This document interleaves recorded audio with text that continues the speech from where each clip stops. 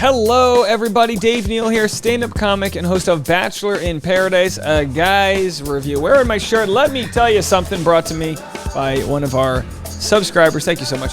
We've got plenty to talk about today, including everybody that's been on the show ever calling each other out on Instagram, Twitter, TikTok. It is just chock full of drama. Joe calls out Alana. Alana calls out Joe. It goes back and forth. And some people are wondering why Pieper hasn't lost as many followers, relatively speaking, by percentage, than Brendan has. And we're going to get into those stats. I'm going to share with you what Bachelor Data has to say about it. The theory that she's been buying followers. Someone yesterday told me, hey, Brendan bought 30,000 followers. I clicked on his Instagram. That's not what happened. That didn't happen at all. So we're here to kind of be rational and talk about things and understand, what the case may be. But it could very well be that Pieper has bought followers. We know other contestants have bought followers. It's just what they do. It doesn't mean much other than feeds the ego, because people that actually do influence marketing know how to sift through the BS. So let's get right into that. Do me a favor, sift through the like button and like this video an odd number of times. Subscribe if you haven't already. And also follow my Instagram at DNeals. I've got some content going on over there. A new stand-up video. By the way, Monday, September 20th, I have a stand-up show at Hollywood Improv at the Lab, 7:30 p.m. Would love for you guys to come out. Monday, 7:30 p.m. Would love to meet some new people. So come on out to that stand-up show. That's this coming Monday, just 5 days away. Okay, so let's get into this here. First, I'm going to talk about Blake, because he calls everyone out and says, look, we're all here buying followers. So after I share Blake, I'm going to share the story with you that Pieper's buying followers, or maybe not, and we'll see what Bachelor Data has to say with her, Susanna's statistical analysis of it all. But let's go right to Blake. Does a great job with his Instagram recaps. If people come for Brendan and Pieper, everyone's saying it's going to happen, so we'll see. Then tune into Behind the Rose podcast, dropping tonight, so listen to that tomorrow morning. And here we go. Nice t-shirt. I like his good t-shirt game. All right, so let's see what he has to say about Pieper and Brendan here. Oh, man, this episode looks wild, y'all. Oh, does a lot of tongue. Oh, dude. No. Oh, I'm excited for this episode. I'm like Blake. I think I actually like his sense of humor here. I'm blown that we're only 3 rose ceremonies in. Like, maybe this episode will have the rose ceremony. I don't know. But, we've got 8 episodes, and we're only 3 rose ceremonies in. The season that never ends. What does that mean for us, the season?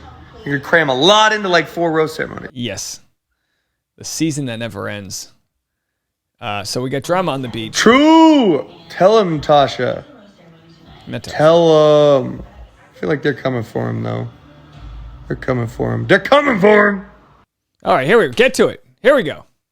Come on, give it to us. So fucking over the hypocrisy. Everybody on that beach being like, oh, certain people only came down here for followers. Certain people came down here to get likes and engagement. All of you did. And that's okay. Just don't act like you're better. Don't act like you're better, is what he's trying to say. Better than the person who admitted it or who actually is talking about it. And by the way, everybody talks about it on the beach, guys. Everybody talks about it. Brendan and Pieper aren't the first people to do it. They said Chris says he's not the first people to do it. Everybody does it, and that's okay. That's okay. Wow. Okay, there it is. Little breaking news update there. That Blake just Joe says... and all. Hold on. Blake says everybody talks about followers on the beach. So that means, again, we're not making excuses for Brendan, so calm yourself down, okay? All right?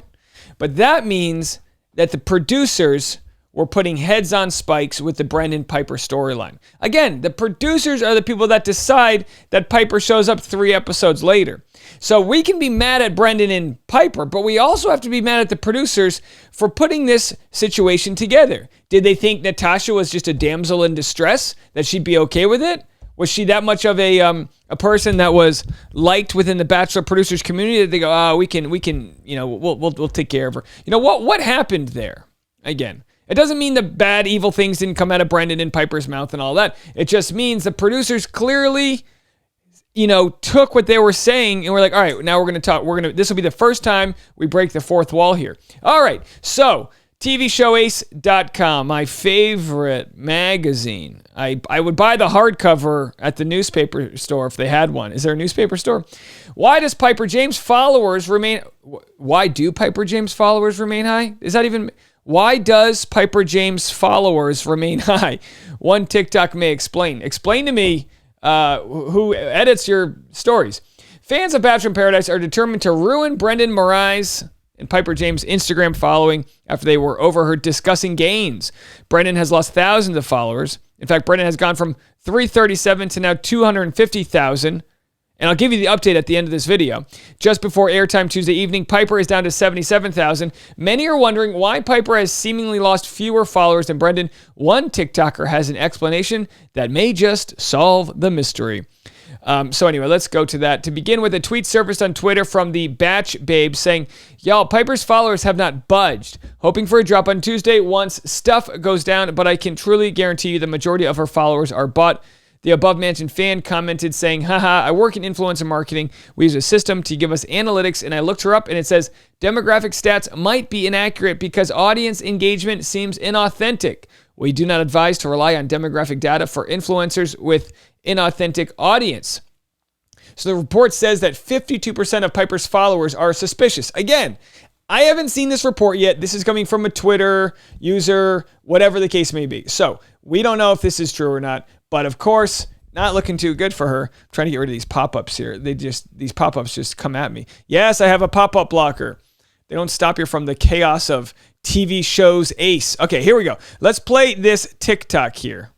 Okay, so I just saw this tweet and I was like, let's do some digging on her and turn your see what TV comes off up in the when background. I, an influencer marketer, search her profile on my handy dandy little analytic thing, and the results won't surprise you. Okay, so first up, I wanted to see if her audience really was authentic. Like and glasses. This is the first thing it says. It says demographic stats might not be accurate because audience engagement seems inauthentic. Okay, we got We that. do not suggest working with them or relying on the demographic data for influencers with inauthentic audience. Wow. Surprise, surprise. Turn your TV off in the Looking background. more into exactly who her audience is, it comes up with this. 24 out of 100 is really bad. That's an audience quality score. It is telling you that, well, at least when I looked, over 50% of her followers are suspicious or mass followers, Yikes. which are not genuine follower count. So, Pieper, you may have some explaining to do. Truly not surprising. Definitely not good for her, but... Well, thank you, Justine. But seriously, Okay, so turn I the just TV off in the background. Is this the hill I'm going to die on? I'm the old man sitting on the porch.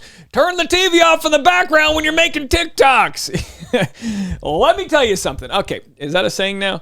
All right, so here we go. By the way, yeah, I got that merch store up. Did I tell you guys about this? The merch is up. I don't have any. Let's see if I don't think I've got any sort of disgruntled female merch available. Well, here's what it is. So I'll put a link below. If anyone wants to buy merchandise, I got the disgruntled female logo that I made last night. It goes on t-shirts, tank tops.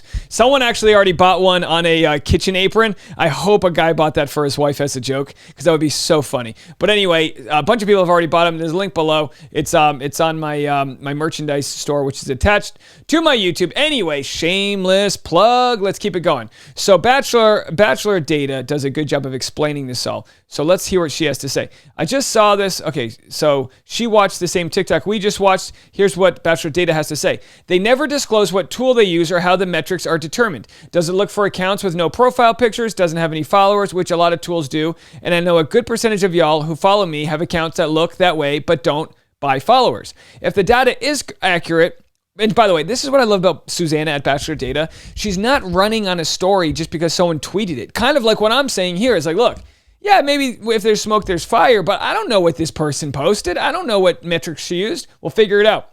It's like the scientific method is about like disproving things. So it's good to have a little healthy cynicism when you see content online. Don't take my word for it. Do your own research. If the data is accurate, which it very well might be, they don't compare it to what it was before the season, leading people to believe it's because of the last week. They don't compare to any other contestants to get a baseline on what is normal. Yeah, it said Pieper was 24 out of 100, but it didn't say what is normal. Some people with large accounts, like my fiance has a lot of Instagram followers, not a lot, but in the 60,000s, and she regularly has to delete people because the people that follow, because sometimes spam farms will follow her and other people to make their accounts look real. Does this make sense? It's a dumpster fire. They don't compare to any other contestants to get a baseline. Listen, I'm here for the tea and love finding trends when people are clearly buying followers like Colton did for some reason. Track that report. We just need some more information around it before we run with it. More on the next slide. Oh man, she's just so good with her Instagram. Her Instagram's blowing up. Regardless if she is or if she isn't buying followers, her ultimate success of using Instagram as a career will be impacted if she is buying followers. Big companies don't drop money simply based on your number of followers. They don't even just look at the number of people who comment or like. Influencers actually provide metrics to companies on how many people use their codes or campaigns and their swipe up interaction rates on Instagram. This is so true. Like I said, my fiance does some influencing gigs, and they'll ask her for her insights. They'll screen grab your insights. Tell me what people are actually doing with your page, not just your following. There's so much that goes into how much a person is paid that if Pieper truly is buying followers, it's not going to help her in the long run and make her less desirable to work it for brand deals. Also, if she was buying followers, wouldn't you expect her to be over 70,000? She's a beautiful woman who has been on now 2 different seasons of the Bachelor franchise. That's not many followers. I don't think she's buying them. She does have a marketing degree. She said, Susanna said, I normally wait until I have concrete evidence of it before I run with it, so you won't hear it from me yet. More on the next slide. And who knows, maybe by the end of this slide, she has the evidence. Let's see. Brendan has lost almost 100,000 followers. He had way more to begin with. Brendan has lost 28% of his followers, 349K as of last night. Pieper lost 11.3% of her 87,000 followers. Could she be buying? Yeah, lots of contestants could be. She just has more to lose by doing so with not a large following to begin with, that it doesn't make sense to do it for her career long term. But she could be. Brendan also could be. I want to see more facts around before the season versus after the season if people with access to influencer marketing platforms are going to drop details. So basically she's saying if you're going to spill the tea, show all the receipts. Couple comments. I mean, considering he had a significant higher amount of followers to begin with, I think the percentage of followers that they lost would be about the same.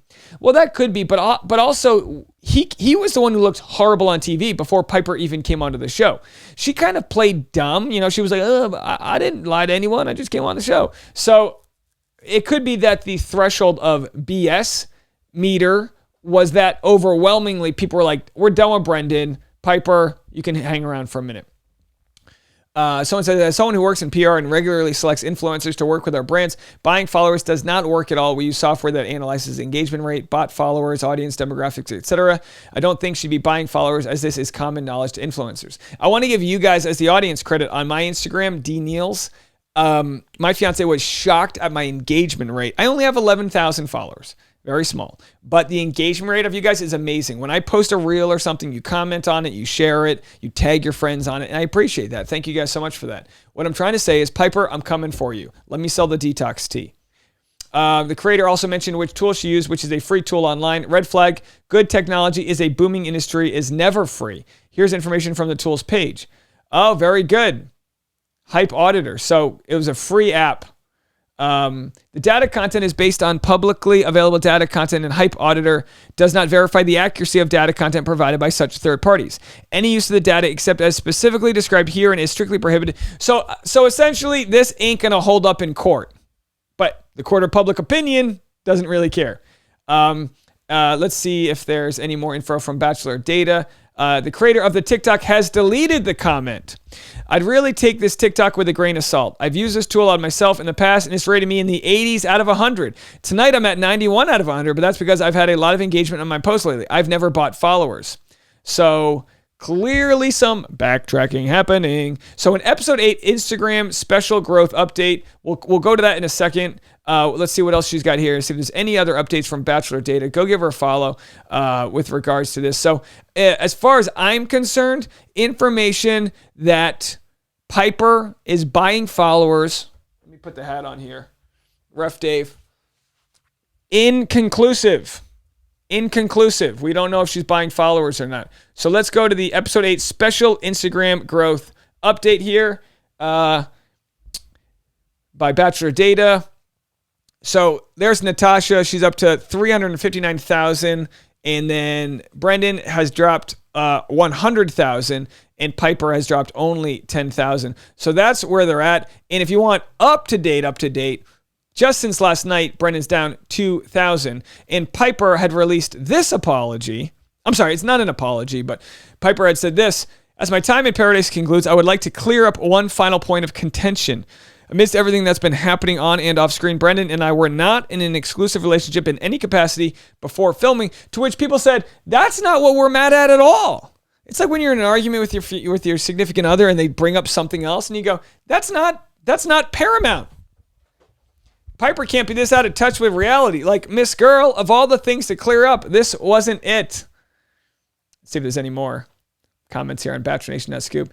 Brendan, Pieper, the tribe has spoken. Joe and his mob of disgruntled females have spoken. So we'll get into more of that, but of course, disgruntled female merch is down in the link below. You can go get that. And I'll say this. I'm fascinated by the statistical analysis of all that's going on. This is perfect. And this is a perfect opportunity for Bachelor Data, for Susanna's account to explode, because she does great work, and this is the first time that the Bachelor producers have allowed the fourth wall to be broken as far as talking about the equity that goes into social media and how that relates to the show. It's almost like they've let the cat out of the bag and they can't put it back in. Blake Horstman says everyone's on the show for followers. It's just like, be there for love and then be there for followers second. So, and again, I'm not defending them, but Brendan and Pieper, did they talk themselves into the idea that, hey, we're here to explore our love, but of course at the expense of Natasha? And then what happens? The tribe has spoken. Natasha gets all the followers in what Natasha is calling the great follower migration, as opposed to Brendan's the great unfollowing. All right, do me a favor and give me a great subscription right now. It's free. All you can do is hit the subscribe button and hit the like button an odd number of times. So much to talk about. We'll be right back with more content. Bye now.